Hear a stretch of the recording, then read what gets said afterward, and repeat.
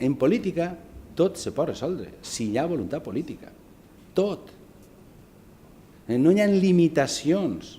Si se vol, se poden resoldre les qüestions. I en aquests moments que la societat va a gran velocitat, el que no pot anar és a pas de tortuga les decisions d'un govern. Però mira, és que el govern valencià no té cap voluntat de reformar res. El que està fent és una fugida endavant, perquè no hi ha liderat, perquè no hi ha programa polític de reforma, perquè no hi ha capacitat de traure la comunitat valenciana de la crisi, perquè no hi ha cap possibilitat en aquests moments, en aquest govern, de que els ciutadans tinguin esperança. Cada dia que passe, vostès són més conscients, com qualsevol ciutadà que ho mire objectivament, que hagueren tingut que fer les eleccions anticipades, que hagueren tingut que desbloquejar aquesta situació, perquè aquesta agonia és una agonia que el que ens fa és perdre oportunitats de futur a tots els valencians i les valencianes.